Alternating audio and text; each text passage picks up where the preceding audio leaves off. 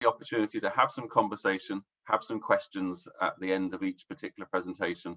Or of course, if you want to put them in the chat box, then I will facilitate those questions for you. So if you don't fancy asking them in person, I'll be your question time presenter for those particular questions. So with no further ado, I'm going to pass you over to Mr. Tom Esler from mfg Solicitors. Tom, over to you, sir. Thanks, Robert. Yes, as Robert mentioned, I'm a commercial litigation partner with the mfg Solicitors, and we're very, very pleased to be part of this food and drink forum with the Chamber of Commerce. Within our firm, we have a food and drink practice, advising principally agricultural estates, food and drink manufacturers, restaurants in the hospitality business, at the supply chain and the support to that supply chain, including logistics.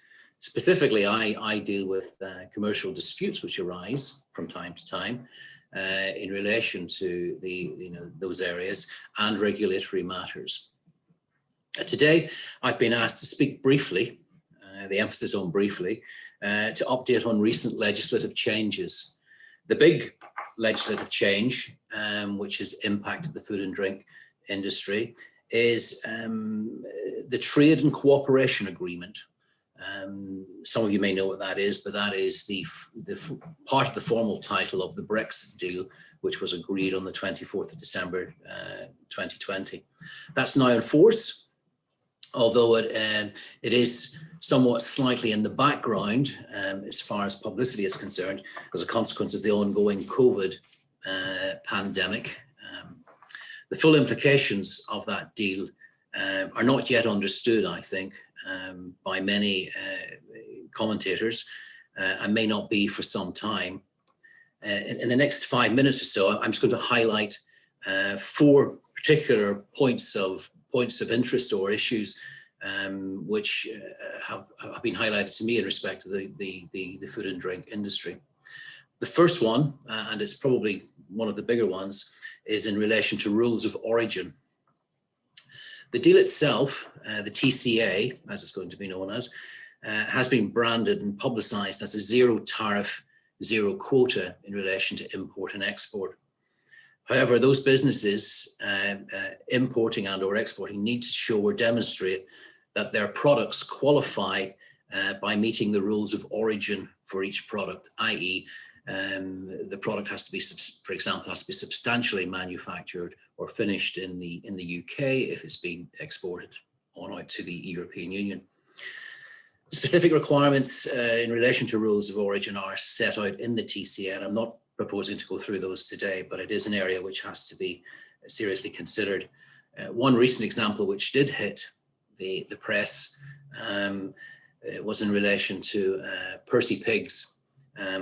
Many of you will know that as Marks and Spencer's confectionery, basically manufactured in Germany, imported from Germany into the UK to Marks and Spencer's distribution hubs. Marks and Spencer's then had a problem with sending that on or exporting it effectively to Ireland. So effectively, and because of the potential for export tax to be applied to that. So what Marks and Spencer's have done is actually they've suspended a whole range of products which they would normally distribute throughout the British Isles. And I deliberately call it the British Isles, specifically with reference to Ireland, which remains part of the EU. But that's an ongoing issue which Marks and Spencer's are going to hope to try to resolve going forward. I've noticed within the clothing and retail industry, some of the big players, I understand, such as ASOS, are actually opening up branches in various European countries so that products from Europe can be shipped directly to those European hubs before onward distribution throughout those specific countries to try to avoid the tax. But this is something which is going to sort of, filter out, I imagine, over the next few months. The next big one in relation to food and drink is actually food safety and standards. The TCA basically contains no agreement beyond the World Trade Organization basic terms. If you're exporting meat or dairy products, there's a full burden of requirements to comply with in respect of both the UK and the European regime. Effectively, what that means is everyone's still got to comply with the European regime, as was in place pre-24th of December. There's been no real divergence yet by the UK government, but again, it's a matter of watching this space.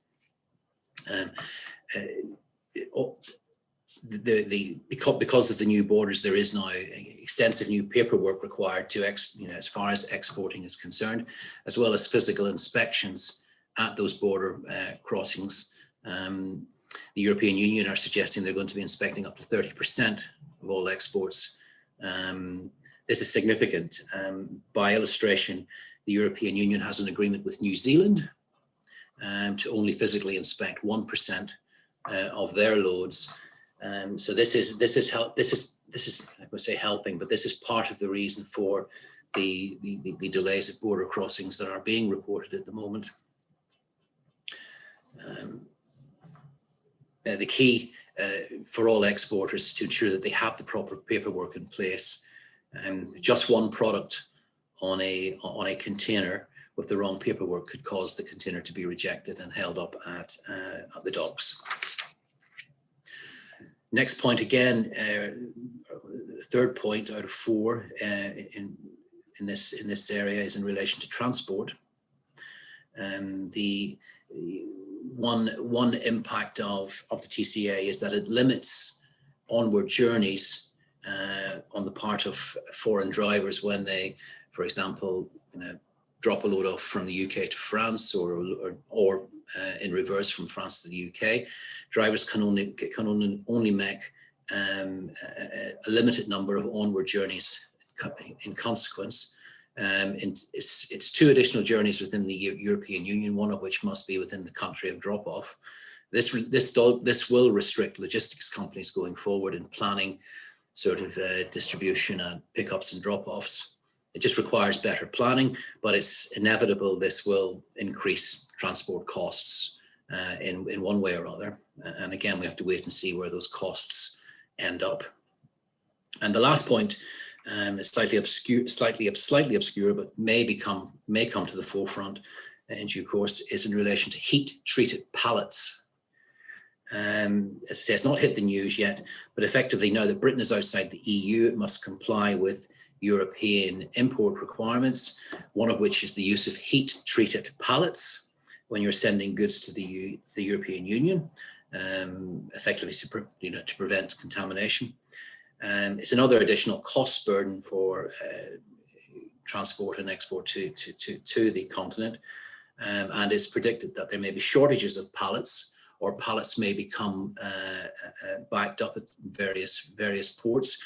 But again, it's worth watching this space. The government in the country has not quite come to terms with the TCA yet. I suppose the bigger fish to fry, specifically in relation to the coronavirus, but inevitably the implications of the TCA will filter out over the course of this year.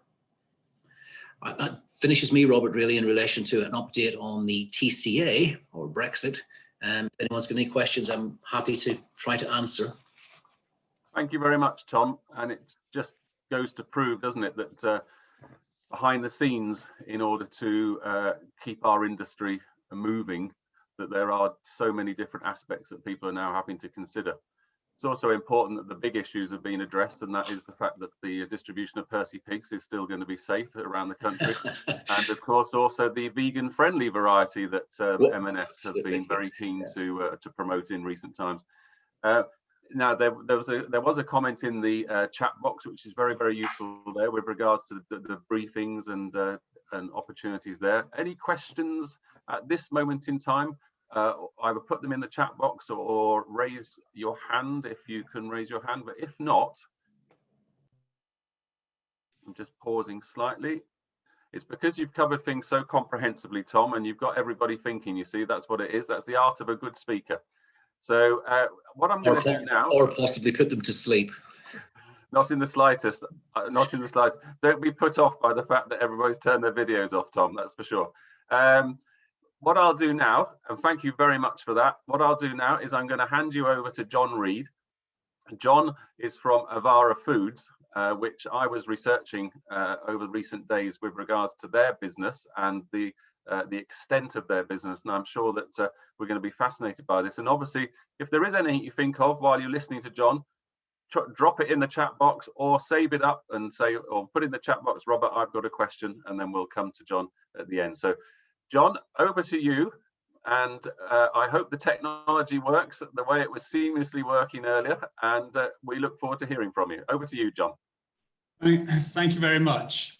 Just out of interest, can you see a slide presentation? Great. Yes. Okay. I don't know about fascination or whether I'll be competing with Tom in the presentation, but well, good morning, everybody. Thanks, Hayley, for the invitation. I rather hoped I was going to be able to pass it on to somebody else in the organisation, but it remained with me. So I was trying to think what I'd talk about. So I'm actually, this could either be just a ramble or it may be reasonably coherent, and I want to do something slightly different, and I've entitled it "Responsible Food Businesses of the Future." If I can get it to work, that is. Whoops.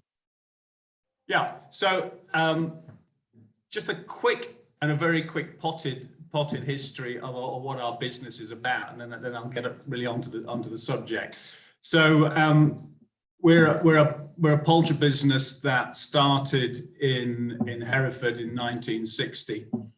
Was acquired by Cargill, which is a large multinational but still a family private business, in 1980, and then we formed a joint venture with the Fessenda Group in 2018 to become Avara Foods. So we've got an over 60-year history operating in this area.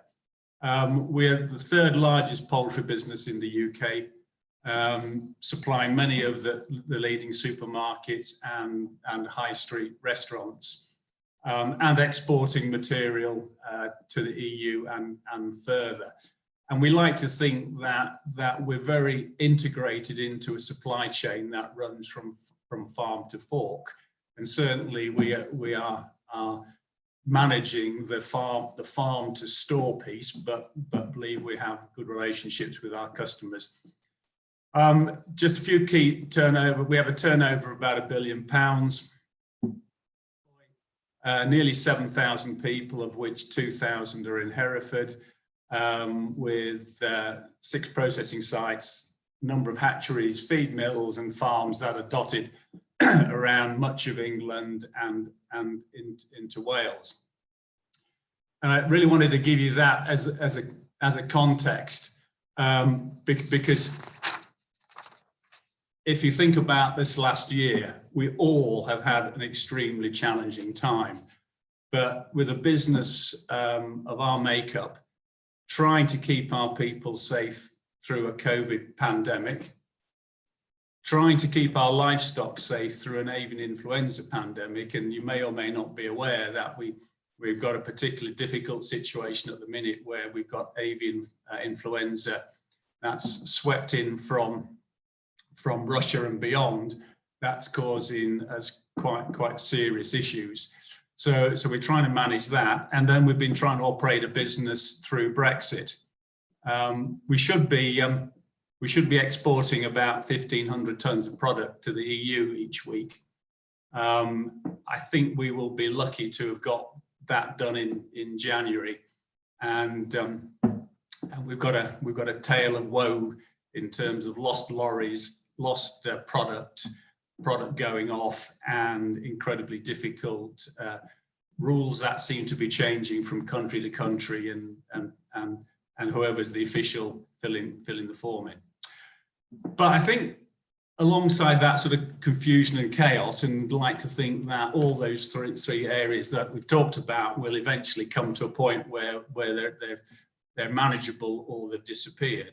I think alongside that, we've also been thinking about our business role and the responsibilities that we have as a business, beyond that sort of obvious focus of customers and return on investments and investing in our people, but also considering the current and long-term impacts that we would have both at a local and a global level.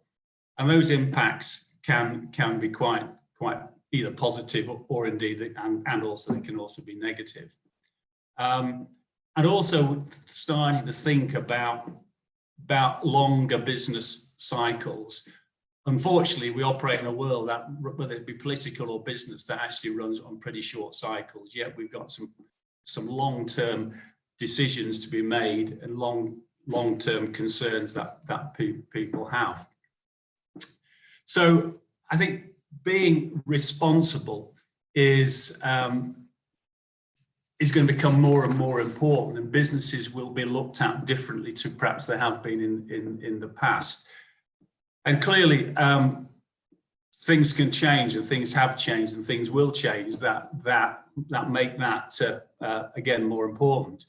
I think the bit I haven't put on here on the slideshow is you normally obviously got to start is if the government decides that business isn't responsible or wants to focus on an area, it clearly can legislate, or it can be subtle. No, it's not really subtle, but slightly subtle by what we've called the responsibly increasingly defined by the taxman. And being in a food business, whether that be sugar tax, whether we're going to get a carbon tax, whether we're going to get a meat tax, they will start to push us into a direction, or that would be their aim. And I think the environmental, social, and governance performance will be factored into corporate lending, and in fact already is, and will affect businesses' access to finance. And I think that's something we'll need to think more of as we start looking at wanting to access more finance. I think that is going to change. And then reputationally, I think major brands are clearly under increasing attacks on issues, and actually any large businesses. And it's unfortunate that for some reason large is always seen as bad. So if it's going to be a retailer, it's generally Tesco gets the first hit because they're the biggest, and so it flows through. But they are, but those end customers are starting to decide on how they select their supply chain partners, and reputation is clearly going to be important in this. And then the society changes, and you know, and as I think back and think about 4 generations that affect me, is coming from parents' generations of the 40s and 50s, which was all about coming out of wars and getting security of food, into the 60s and 70s, where we ramped up food production, probably without thinking the consequence to that. Probably the 80s and 90s, everyone has had the benefit of food getting a lot cheaper. But then the question is, what is the cost of that as well as? And clearly we've now into the 2000s getting a lot more questions about actually what we've done and why we've done it and what the impact is going to be. So we see that very much with younger generations really getting quite concerned about the future and becoming less tolerant of what they would see as irresponsible behaviour. And that ethics is actually becoming increasingly important to employees, both current ones and prospective. And we find now when we interview people for jobs, getting more questions from them around ethics and whether they want to join a business and the ethics of that business. And I think that's really quite interesting, and is a change. So really we've seen over that piece, we've seen 4 generational changes, and there will become more to come. And I think particularly the next generation. Oh, the mighty have fallen. Yeah, the mighty have fallen. Yeah. They're going to have to live with the well, I'm looking forward to Sunday. But I think being responsible isn't straightforward. Like most business models, I've got 3 circles. It could have been triangles or pillars or whatever. But the more we've thought about it is how do we look at responsibility? How do we make it balanced? Making sure that an improvement in one area or a claim we make in one area doesn't actually have unintended consequences on another. And every business will have a version of this and where they sit in all of this. From an Avara point of view, we want to sit in the middle, which we'd like to think we are good, but we're never going to be the best at any one thing, because to be the best at one thing will have an impact somewhere else. So if we look at economics, ethics, and environment, and I've picked just a few examples. There's an obvious one about sustainable business returns. We're not going to get as individuals to being so self-sufficient. We will require businesses to produce good services, and they need to have a sensible return. Although you could debate what is sensible. We do need to provide feed to a population who can afford it. And I think more as we think about the economic impact in actually our community, as opposed to simply looking at it from a shareholder or return point of view. Being a livestock business and being a food business puts us firmly in the spotlight around ethics, on whether it be animal welfare, safe and traceable food, and because we're a large employer of people, safe and secure employment. Who would think that slavery would be an issue in the UK? We think that we all thought of that was happened somewhere else or was way in the past, but unfortunately we see science evidence of that.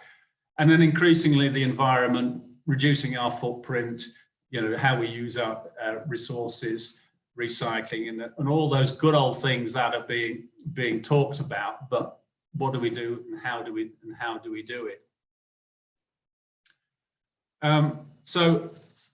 So we get quite a lot of flack because we are a large scale livestock business, and I think we've always got to be mindful that there's no smoke without fire, and therefore we need to be looking to see what we can do and how we can do and the impact that we do have.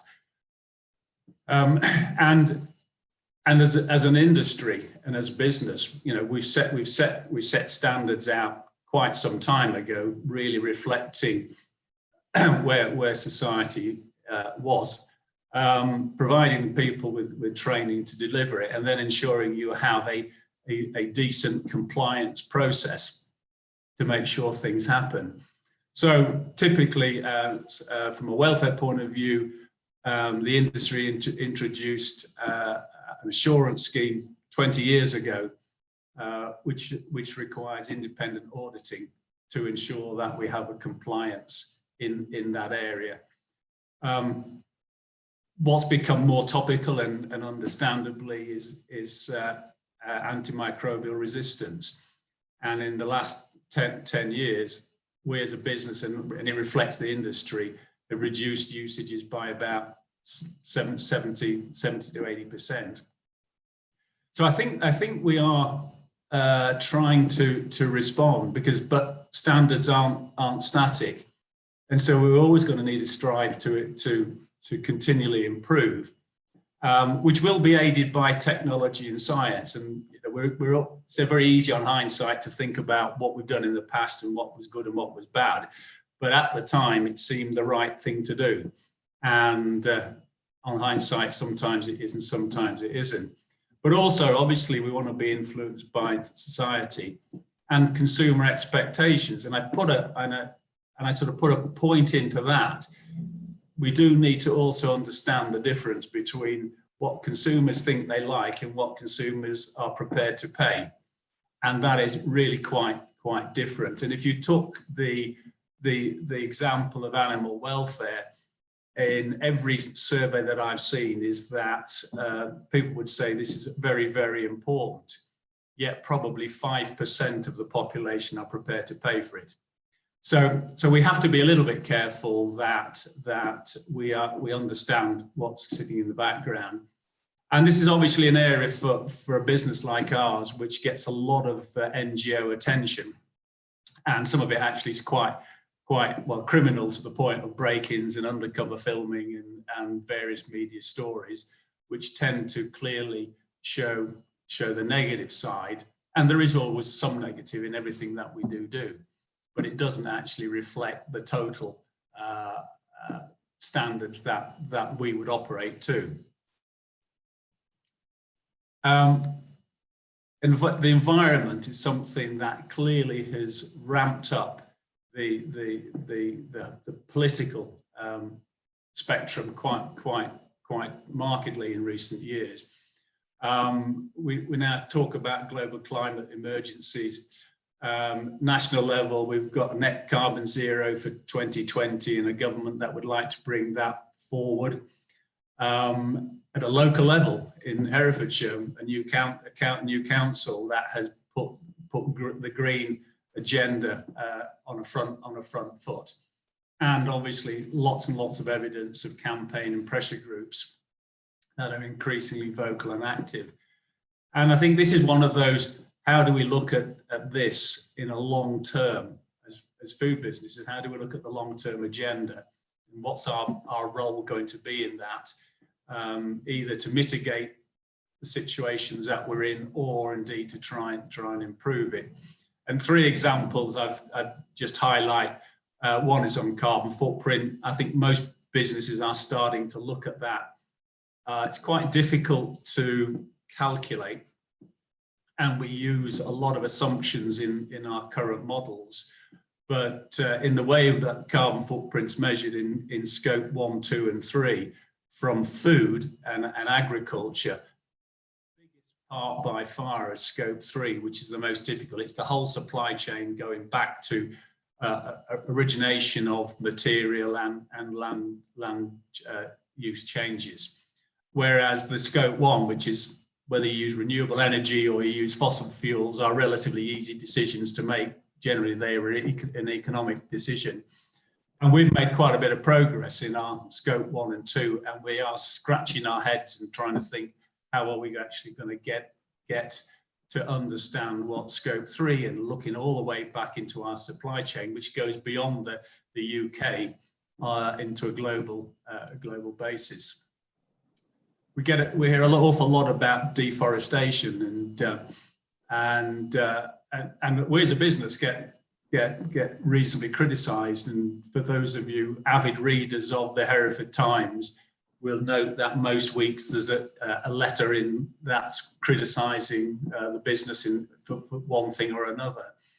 And it's a really difficult one. On one hand, I think we all would agree that we want to maintain biodiversity and what we have, but it's very easy for us to sit on this side of an ocean deciding what someone in the other side of the ocean should do. And there are consequences, good and bad, from a deforestation point of view. And but clearly we do need to be thinking about this, and we are thinking about this and trying to figure out, so what would we do to help in this area? I always use a little story. I've been lucky over my working life to go to quite a lot of countries and visit businesses, and I was visiting a business in Brazil, a poultry business in Brazil, and I was in absolutely the middle of nowhere, looking at an operation there, and so I was taken to visit a small farmer,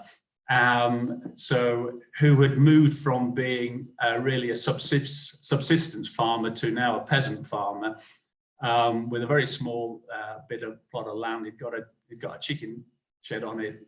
The father and son came out to meet me dressed in ragged shorts and t-shirt, nothing on their feet. And in the process of the conversation through the interpreter, I asked him what was his aspirations, what did he want? And he looked me firmly in the eye and said, I want what you have. At which point I also noticed he'd got a satellite dish on his shack. So he knows exactly the lifestyles that we enjoy.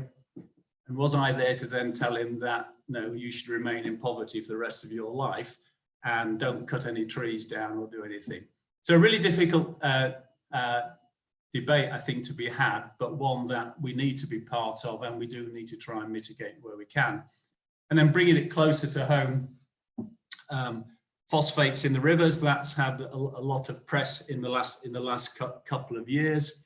Undoubtedly, rivers over the last few centuries have got more polluted, exaggerated in periods of drought when there's low river levels, but clearly we are part of the problem and therefore need to be part of the solution. That there is an element of pollution coming from the farming world into the rivers, just as there is from industry and sewage. But I think, you know, the problem we have is trying to get this sort of balanced discussion that says, well, the problem actually isn't producing manure. The problem is how you deal with it and how you use it and how responsible you are in the way that you use it. So there's that's a debate to be had. But I guess, you know, I keep coming back to my three circles of what we do is we have impact, it's negative, we can mitigate some of it. But if we go too far down one route, we probably have the unintended consequences of something else being flagged up. And then I think we sort of move into increasingly trying to think of ourselves as a more of a community member and a business within the community, and what that means. And scale is actually quite a double-edged sword, because it can clearly magnify issues, but on the other hand, it can also enables us to draw on our resources, whether that be our product, our people, skills, experience, and backgrounds. So I think this is the bit that we've been thinking more and more in the last few years. You know, what can we do, and where do we stand in all of this? Because we do have impact in the area. We need to understand what those issues are, and by and large, we get told that quite frequently, either through the Hereford Times or directly, to try and really understand what the problems and the needs are.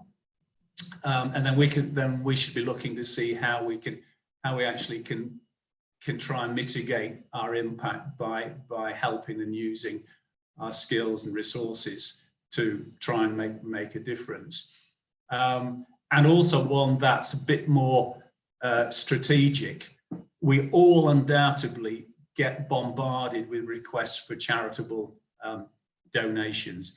Every single one is a worthy cause, but we can't, you know, we've all got a finite amount we can support, and we need to think about how we use that, and moving away less from giving lots and lots of small cash charitable donations to becoming more part of working with the community to try and bring improvement and help. And clearly, as a large business, and we are the largest private business in Hereford, then clearly there is some expectation on us to play our role. So just a few areas and thoughts that we have. One is clearly around employment. We believe it's absolutely important that Herefordshire, particularly as a very rural county, has businesses and jobs, because we need those to produce the income to support local infrastructure and development. I could talk for the next 3 hours purely on that, because I do have concerns that rural counties increasingly are struggling, and some have actually gone bankrupt. And I don't particularly want the areas that we represent being part of that. So we do need to have businesses. We need to have viable businesses. We need to create jobs. We need to have and that employment. Now we've got a short-term situation where obviously COVID is going to result in increasing unemployment, and we've yet to see a lot of that come out. We wait, when the furlough stops, whenever that is, we'll then see the consequences of the real consequences of COVID. So we are, clearly we're expecting that to happen. Yet, ironically, only a year ago, we were vehemently talking about we were going to have problems running our business because we didn't have the people, and Brexit was going to cause all sorts of people issues. So again, we've got there's two sides to this argument, and one that says we actually haven't got enough people to run our businesses, yet at the same time we've got COVID come along and is going to create unemployment. Whether you can match those two, we will see. And I think the other thing that really has sort of struck us in the last year, and this round at what sort of culture we want as a business, and creating a working environment that's safe and everybody's welcome to, is of our 6,800 people, 400 we have asked to go home and work from home because they're able to do that. The vast majority of our people we have asked to come to work, to produce food, to feed people. So to some extent, that puts pressure on them, no different to any other essential worker, but clearly it potentially can put them at risk. But at the same time, of course, what we've been saying is, if you are ill or think you're ill or have been connected to anyone who is ill, please do not come to work. So trying to manage that and trying to have a large population of employees who feel comfortable to come to work, that we've created a safe environment for them, and we are looking after them. At the same time, we're not going to push them to come to work if they're not well. It's been a real challenge, and I think employers will get judged a little bit on how they've looked after their people through this process. And so obviously we want to try and provide that right kind of employment beyond what I've just talked about, by clearly having secure employment, fair wages and benefits. We are, as a county, a relatively average low income county. So we want to do more on that, and we obviously want to give choice and opportunity to people. I'll come back to that. So we think actually being a responsible employer, looking at in the short to medium term, where we can create jobs which are going to be really valued as the impact of COVID comes through. As I said at the start, it is absolutely vital for Herefordshire, and I am a bit more, clearly, because I work in Herefordshire, a bit more focused around Herefordshire, really quite concerned about our future and the ability to create the income to support the county.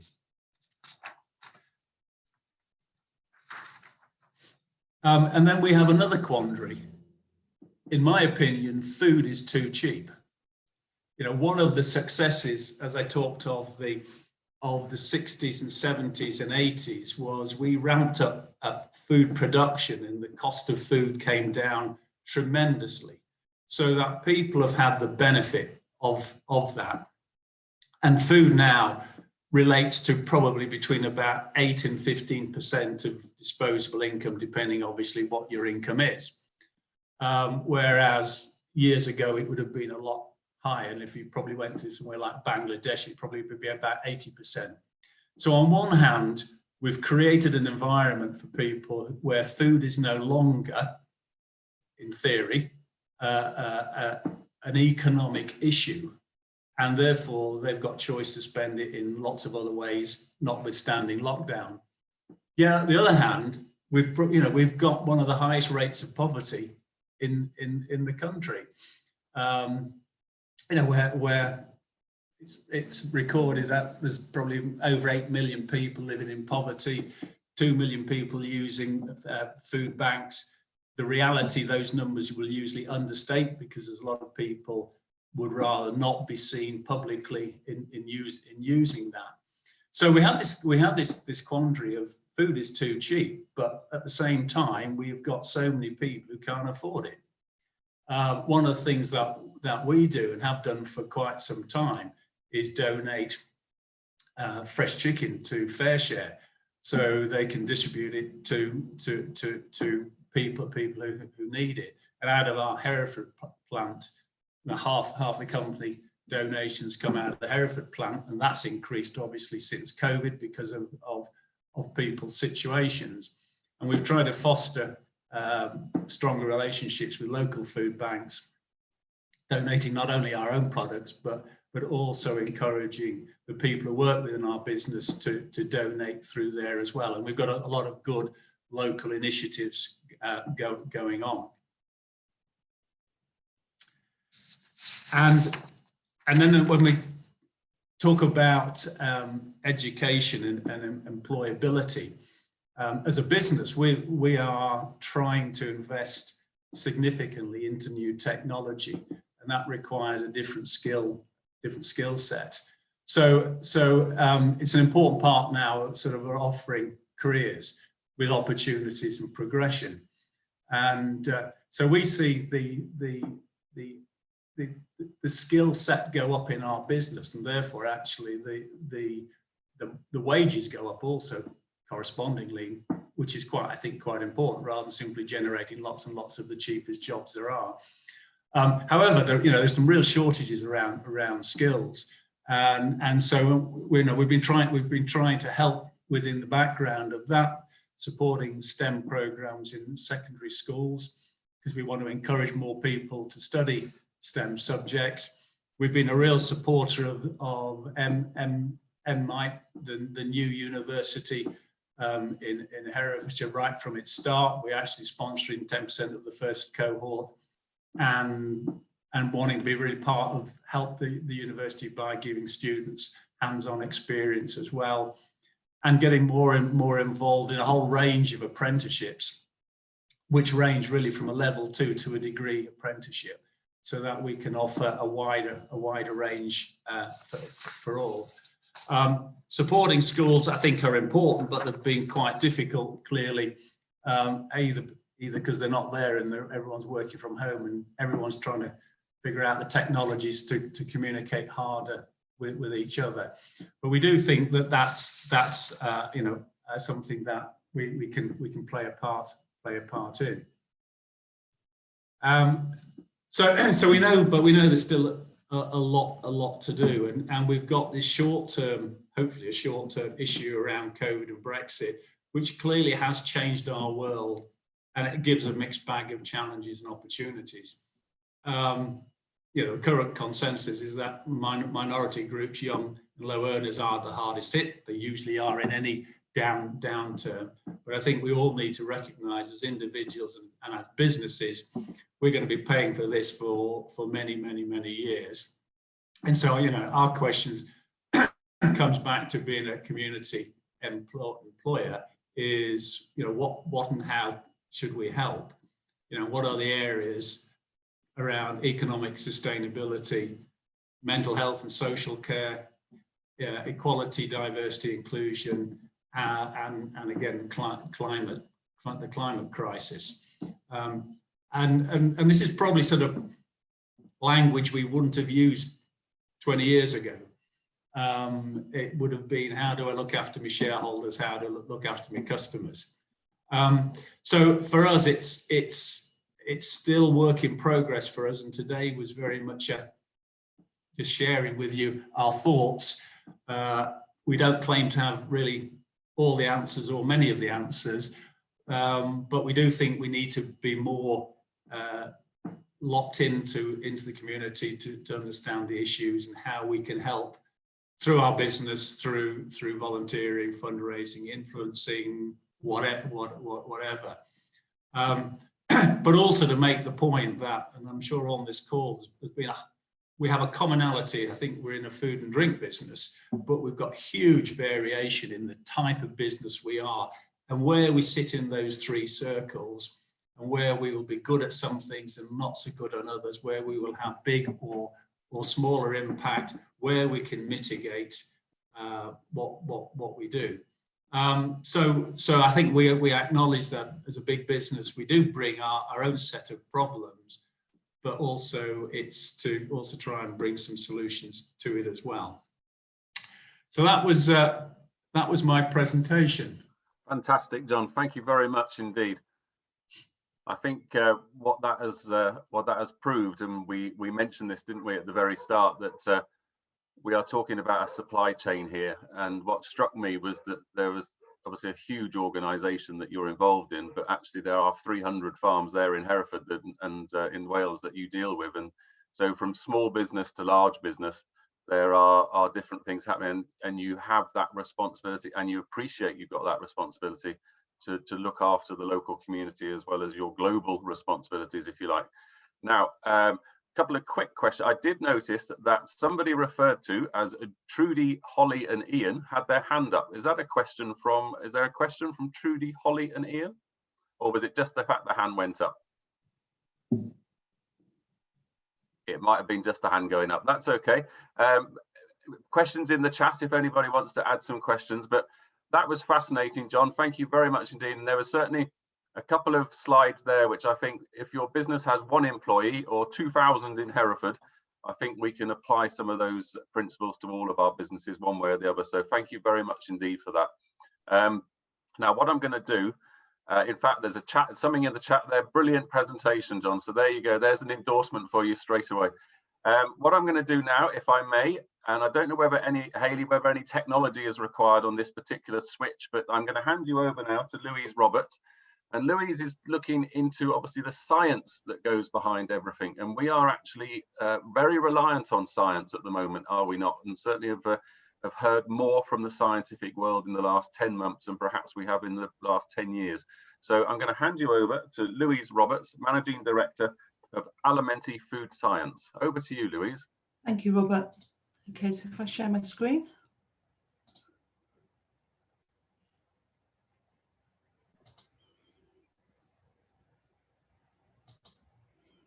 You see that? Yeah, perfect. Thanks, Louise. Great stuff. Okay, so I'm going to speak to you this morning about ways to navigate through the maze of customer approval. When you're targeting your next big client or next big customer, it's important that you understand the jargon, the language they're using. And coming from a technical background, I understand that we speak a completely different language to everybody else. So here we go. Alimenti Food Sciences. The name came about because I love food and I love science. My background is in food safety, and the science that's been in the news recently is microbiology, and that is absolutely my background. Virology, not so much, but I do love the fact that we've got all these scientists on the media at the moment. That's brilliant, thank you. And if you understand that the clients that you're targeting are looking for supply chain compliance, it may help you to understand more about where they're coming from when they're asking for the different things that they're asking for you to provide.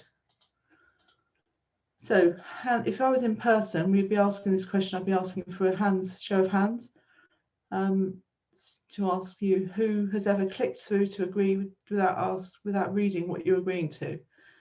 This is something that I came across so many times when I was working for Sodexo.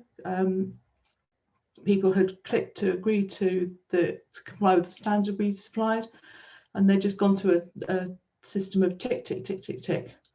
I'm sure that we've all done it. I certainly have agreed to terms and conditions without reading them, and I'm sure that Tom would thoroughly recommend that we didn't do that, but we're all human. So my first experience of inspection was as an 18-year-old left in charge of a cafe, and we'd obviously got regular inspections with the EHO, but my experience was nil, and I'd had no training on what to do with an EHO, and I was in panic mode when they arrived.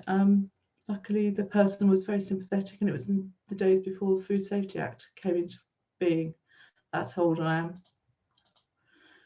am. Do your research on the customer and understand their pain points and route to market. It's really important that you understand what your pain points, your customers' pain points are. Don't just speak to head office buyers. Try speaking to the sites as well. Understand what their pain points are and why they're looking for alternatives. What route to market do they want you to use? Do they want you to deliver direct? Do they want you to go via a consolidator like Brakes? What requirements do they have? What costs are involved as well? It's really important that you understand your customers' requirements and also where they're coming from with regard to route to market. The next slide is about specifications. So many times when I'm working with small suppliers into big customers, they don't have specifications. They don't have specifications with their suppliers, and they don't have specifications with their customers. It's really important that you understand what your specification is telling your customer that you're selling to them. And it will form part of the contract that you have with them as well. So make sure that you are, you've got a specification which actually specifies and that details exactly what you're going to send to your customer. If you send samples out before you are supplying, make sure that they're representative of what you're going to supply, because otherwise you may find that that they're used when there's a problem to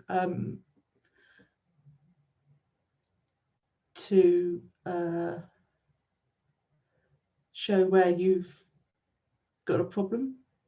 For example, I used to sit on panels with Sodexo, and when we were looking at cakes, gateaux, desserts, often we'd have new products which were sent in which were a different size to the current one, and they'd fail because they were bigger, they had more cream, etc.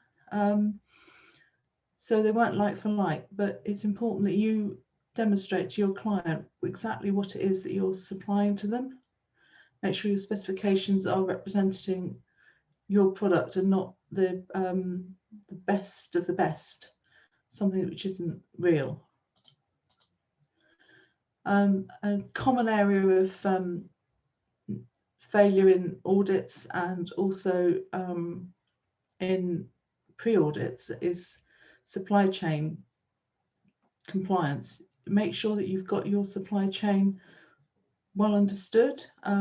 Make sure that you've done that technical visit, that you've got your supply chain compliance all battened down. It's really important, particularly now with food fraud becoming more of a known threat and provenance being critical to some products. It's essential that you know where your products are coming from and that they're produced in a safe and legal manner.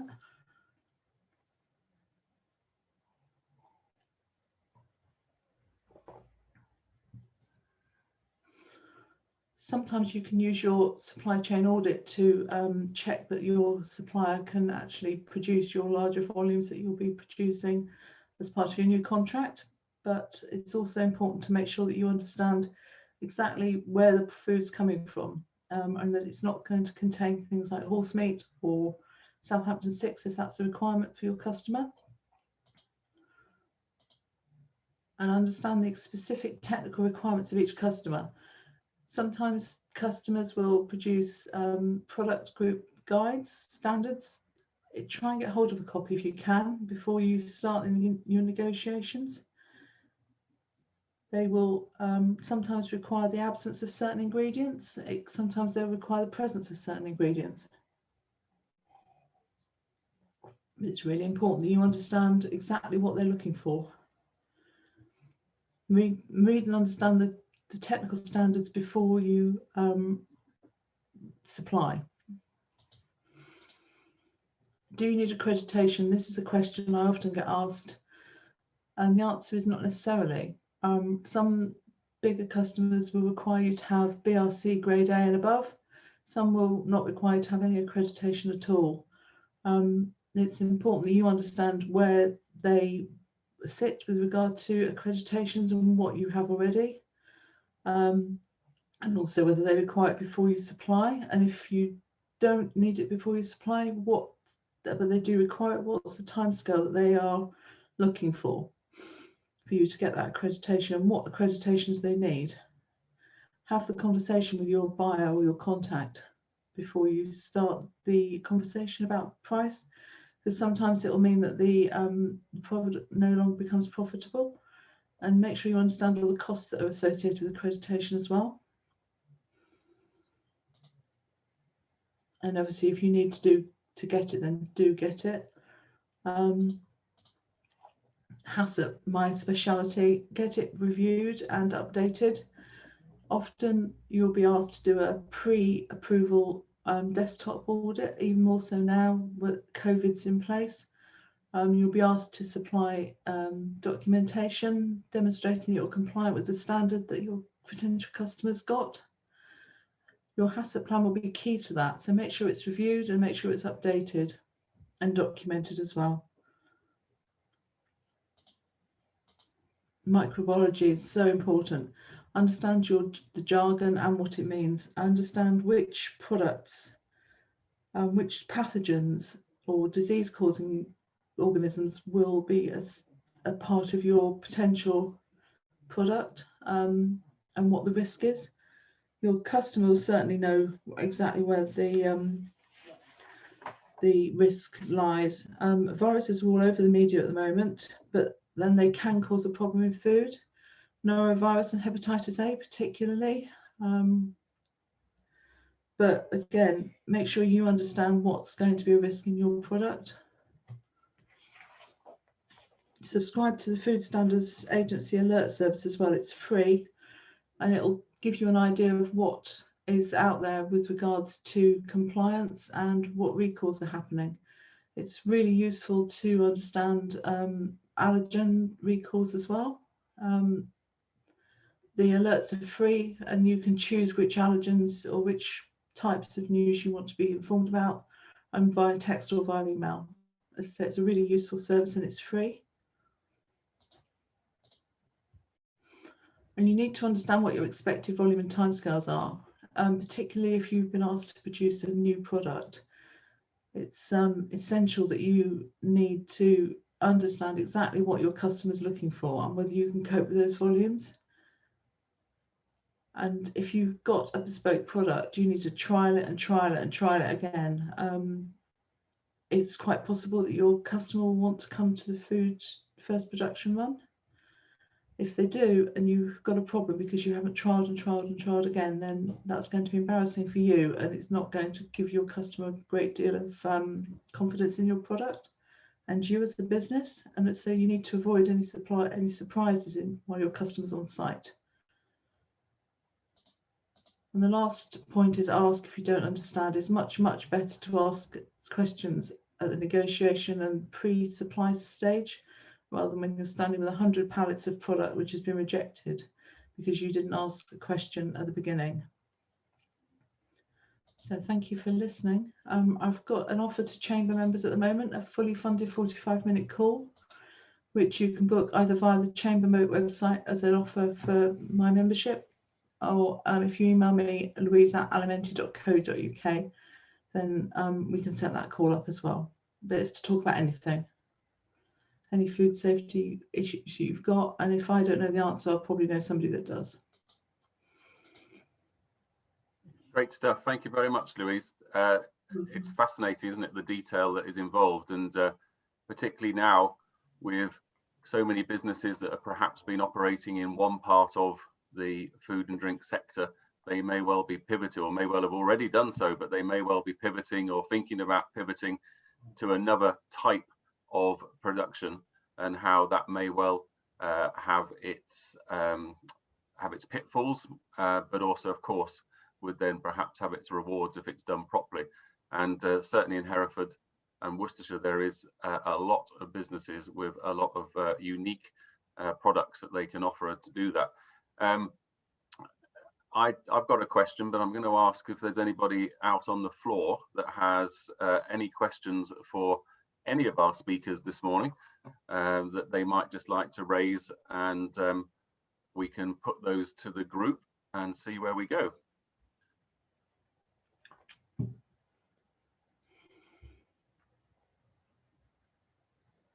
No, so there's nothing coming through in there. So I'm going to ask my question, and it's actually primarily to Louise, although Tom may well also be able to have some input in here. And it's in terms of what I describe as the Hereford and Worcestershire, and the small businesses perhaps are pivoting and they've got a new product that they want to get out to a marketplace. Is your feeling that that there is support easily found? Is the support there, or do you feel that there is some lobbying that's required to allow us to celebrate what we've got in our counties and allow them to actually develop their product easier? What do you mean by support? Do you mean marketing support, or? Well, I'm thinking more in terms of ticking these boxes with regards to compliance and accreditations and the legal logistics of being able to actually almost begin to get a product to any kind of marketplace. There's certainly support with regard to independent consultants such as myself. A lot of it can be done remotely. But yeah, the support's there, and I belong to the Institute of Food Science and Technology, and we have a list of consultants that you can refer to as well online. Tom, would you agree that in terms of the legals, obviously MFG have got a department that would be perfect for it, but do you generally feel from an industry perspective that that is something that people appreciate at the early stages? I think it is. There's rarely anyone launching a product who is completely new to the marketplace. So people tend to come with a certain amount of experience, be it from moving from one industry to another industry, or as you say, developing a new product. I think those people who are unless you are wholly new to the business, in which case the chamber offers great support, and I think they do they publicize themselves very, very well. So I think there is. I think when you start to get into more technical launches of products, really and truly, then you're into a whole different sort of legal minefield in relation to trademarks and licenses and regulatory matters. But I think there is sufficient professional support in Hereford and Worcestershire if you know where to look for it. And I would say that the chamber is a good signposting area. Thank you, Tom. Yeah, of course, I would totally agree with you. John, can I just ask you from a point of view of, I've been in a couple of conversations over the last couple of weeks where certainly when it comes to our young people, that obviously we've got a responsibility to offer those young people some hope that there is a variety of different careers in their communities that they might be able to see. You're obviously doing a lot of work in that particular sort of area, and you mentioned in your presentation some of the support that you are offering. Do you feel that the world of food and the world of food production, is it an industry that in a couple of years' time, or is it in fact at the moment suffering from not necessarily being perceived as a career path for young people to pursue? Yes, and I think particularly in the primary end, one of the things we're trying to encourage people to understand the food chain, that there is a lot to offer. There is the sexy stuff, there is the technical stuff, there actually is a job for all skills and ability. And as much as I clearly want to encourage the good and the bright, and as we look at our improving our technology, we're also always going to have some pretty boring jobs as well that need to be covered. So I think we clearly can do that. But I think what's really quite important is that we somehow can try and drive up that average salary, because people do need to earn decent livings, and in turn reinvest that, because most people reinvest a lot of their income in the local community. I don't want Avara just to be seen as, and I'll be quite honest, for many years, is if you don't work hard at school, you end up in the chicken factory. I think that's a slight on the basis. We've got lots of people, and I'll accept that a lot of them are at the bottom end of the salary range, but with a salary range of 20,000 to 100,000. And we'd like to see that move up. We'd like to see people getting into our industry. COVID, in my view, has been a big interruption. But basically, we are going to be short of skilled people. We're going to be short of workers, full stop. And we need to grab our hands on people, and we need to encourage them into an area which they might not necessarily think about. I think actually more people will be thinking about it, obviously, with COVID, because the one great fact we've got is everybody is still going to need to eat and drink. There's lots of other choices which they may have to make at some point, because of course we've got a generation who are really concerned about all the things, but don't want to give anything up, and we're going to have to give some things up as well. So I think there is a lot of opportunity. I think we've got to find ways of getting people interested in our area, and then helping them develop their careers, retain them. And as I said, it doesn't matter what role it is. I think when you look at somewhere like Herefordshire, which is a very traditional agricultural food processing place, we've had very different demands, and we will have that repetitive job demand, which we've increasingly used overseas people. Although, again, interestingly, since COVID and lockdown, we have increased the number of people, local people, because they've become more available and less reliant, but still are reliant, but less reliant on overseas. So I'm really positive about the food industry. We're here to stay. We'll change. Things have changed over time, but I think whether you're large scale, small scale, what you do, I think can attract people, and I think we can offer good career opportunities and good job prospects. So I would urge that we keep pushing that, and to some extent we need to make sure that not only do we collect individually as a business, because we're competitors as well, but equally we actually do it together in terms of trying to attract people. And how do we attract people into those rural areas like Herefordshire? No, great. And I think the best word I heard was positivity, and I think it is very easy at the moment. You hear, I don't know if I'm the only person that only tries to watch one news bulletin a day, because if you watch any more than that, it can perhaps get you down a little bit, but there's some positivity there, which is great. Jeannie, you've got your hand up, so I'm hoping you might have Yes, I do. Fantastic. I was wondering, I just wonder whether you think that this Brexit disaster is just a blip in the supply chains, or are we looking at a completely structural change in the food industry going forward, as far as the UK is concerned? Who would like to take that question? Maybe John, bear in mind some of the markets that you're dealing in. Well, I think we've had an unprecedented time, haven't we? With, when I started out saying that, 3 big events for us as a business, and trying to get our heads around that. And undoubtedly, COVID and Brexit will, and I called it, will be a mixed bag of challenges and opportunities, and we'll have to find out what they are. I would like to think, without us becoming over protectionism, that actually more people value British food and British production, and I think we've got that opportunity to show that, both because of COVID and because of Brexit, because clearly the changes. And whilst we talk about we're in this wonderful new arrangement with the EU, which is which is tariff free, etc. There's a lot of friction and issues and costs going to be involved in that. So it isn't all plain sailing.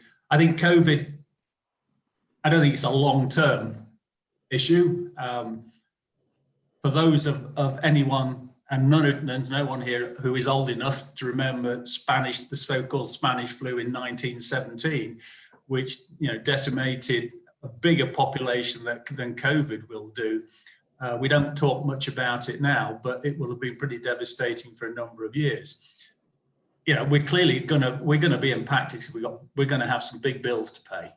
I think we've got to be realistic that is going to be coming down the road. So for me, it sort of resets business expectation. There are going to be some businesses, unfortunately, who are not going to survive.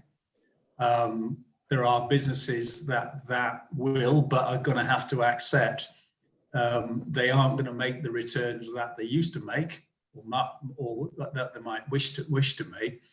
But that doesn't stop us from having sustainable businesses. And I don't know, my crystal ball is no better than anybody else's, and we're all desperately trying to seek answers in what's been a very, very trying time. And we're not out of it yet, but we will come out of it at some point, but we might not look quite the same. Thank you, John. I think if there are any crystal ball polishers out there, their business is going to be booming in the next few weeks and months, that's for sure. Any other questions? Yes, Anthony. Yes, I've just got a quick couple of questions to John at Avara. Just interested to know what proportion of poultry is now imported into the UK, because the standards abroad are a lot lower. And the second question I'd like to say is that there's lots of large, efficient poultry sites in this area in Herefordshire and everything, and Avara are in a good position, actually are, as you say, are exporting now. So I assume that there's no real further requirements for extra new sites in the area. Would you say that's correct? Right, trying to answer those questions. Because nothing is ever straightforward. The UK numbers would say that we are 75% self-sufficient with the UK production. Unfortunately, the UK has a greater requirement for white meat, breast meat, than it has for dark meat. So actually, we're probably only 60% self-sufficient for white meat. The product we export is the dark meat, which people tend not to want. It's a rib, but by the way, it's a really good product, and it's always well priced. But the reality is, these are things when we talk about sustainability, the use of the whole bird, carcass balance. We've become very, very picky, very selective as a society in what we do. My parents would have not quite, but eaten most of the chicken or most of the pig or whatever it was. We only want bits of it. So there is an imbalance. And so we have an export, but it's a low value export, and we're buying in a more premium product from other parts of the world. Do I think we're going to build any more poultry farms in Herefordshire? Well, that all depends. So life is not simple. So there's been a lot of discussion about welfare standards and the criticism of intensive farming. If we wanted to convert all our birds into free range, we would need the entire surface of Herefordshire to produce them on. If we went down a halfway house, and I did mention to the council that we wanted to have a less intensive, I'd put in planning permission for 1,000 new poultry houses. So really, this is this balance of and that's the hard piece that we've always gonna have. Do I think there's going to be a lot more? No, I don't, because I think we're maxing out. Now that's, by the way, that's a John Reed view, not necessarily a company view, because, you know, as you manage, and I've just talked about an avian influenza pandemic, they're harder to manage in high concentration. So I think the concentration of poultry, quite frankly, in Herefordshire and surrounding is getting to a peak. What I would like to see now actually is redevelopment of old sites, which would be more energy efficient, and so I would prefer we go down that direction of now where we see planning applications. They are actually knocking old farms down and putting up new ones rather than greenfield activity. But you know, we're led by supply and demand, and the one thing that the poultry industry's had, it's had every year since it started an increase in demand. Again, we can go back to you know, go back to the 1950s. Poultry was an occasional meal. Poultry meat now is 50% of meat consumption, and at the moment shows no sign of stopping. Now, I think, again, as part of the responsible piece, and when we start bringing in, looking at the ethics and the environment, it will put pressure on us in terms of where we go or how much more we do, which is why I think we're going to get to a peak, because we will not be in balance in those three circles as I described them. Thank you, John, and thank you for that question, Anthony. Any other questions, folks?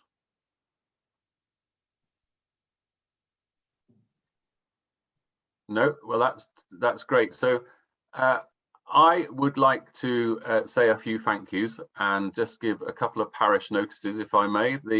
One of the thank yous goes to Hayley from the Chamber of Commerce for getting us all together this morning. These things don't just happen, they have to be planned and executed. So thank you very much for that, Hayley. Could I also thank most sincerely to Tom, Louise and John for your contributions this morning, because events like this need speakers and they need people who are able to share with us their knowledge and share with us their expertise, and also get us thinking about what the future has in store and perhaps how it affects our businesses and our communities. So we are very grateful to the three of you for that. What I would say is that the presentations that you've seen this morning will appear on the Chamber of Commerce's YouTube channel in the not too distant future. So while we can't go out anywhere at the moment, it'll give you something to watch instead of Netflix, so that'll be a bonus there. But on a serious note, sometimes when you watch something the second time round, you see something that you didn't see the first time, and it gets you thinking about something. So my biggest thank you is, of course, to you for attending this morning, because a Chamber of Commerce is only as good as its members and its supporters from the whole business community. And so it is a massive thank you to you for turning up and for being such a good audience. What I would say, if you haven't already noticed, is this particular forum is probably going to become a little bit of a baby for me, because hospitality, food and drink have been in my blood for about 35 years now, and I don't intend to let it disappear in a hurry. So more to come from this forum, and also more to come from this industry in Herefordshire and Worcestershire. So I wish you all to stay safe, keep warm and do as you're told, and we'll look forward to seeing you very, very soon. So thank you very much, everybody. Have a great day. Cheerio. Thank you. Bye. Thanks, Paul, and thanks, Robert. Thanks, Ellie. Bye. Thank you.